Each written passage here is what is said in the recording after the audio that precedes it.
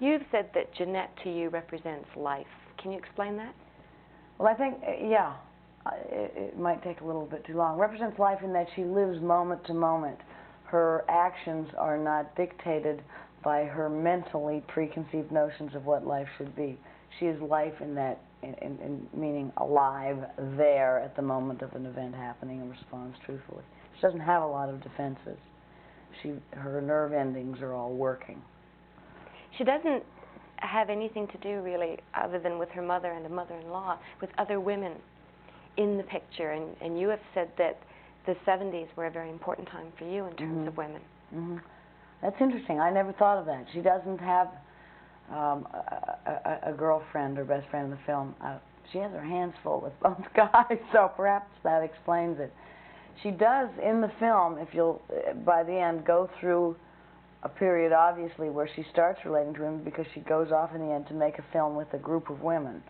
And there is that discussion she has with Phil, when she ends up with Phil, about where he accuses her of learning some expression from her dykey film friends, and she responds very angrily by calling him a chauvinist. So obviously that consciousness that we all went through comes into her reality too.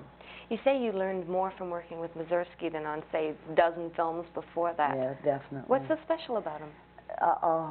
Yeah, Is it unfair for people to ask you questions like this about yourself? No, it's only that my answers are probably not particularly accurate because I can't be in any way objective about myself. Jeanette has two men. Jeanette doesn't see anything strange in her situation except that that's the situation she finds herself in, so that's the situation she must act on. She doesn't judge it from someone else's reality of what normal is. Why were you worried that Toronto audiences wouldn't find it funny?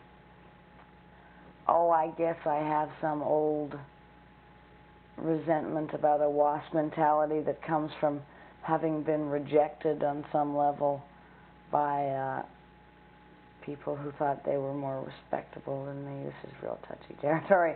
I think it had to do with perhaps thinking that there was a sense of humor in the piece that might not be appreciated by people here, but I was proved wrong by the screening the other day and was very relieved. I think, frankly, I was just worried about what they'd think on home turf. And so I made all sorts of defenses and excuses for myself about if they didn't like it, this is why. And I guess that really I was just worried about what the guys back home would think. A quick question about Lois Lane. How did that change the way people in the film industry treat you? Oh, suddenly everyone was kissing my ass. And I didn't make Superman. Someone else made it, and because of someone else's efforts in making a hit film, I became what's called a saleable commodity, and therefore got offered a lot of stuff I wouldn't have otherwise been offered. And obviously, became a big hit with kids, which is fun. I love that part of it. And my daughter gets to show off. Her mommy's Lois Lane. So that's all been gravy. Very nice.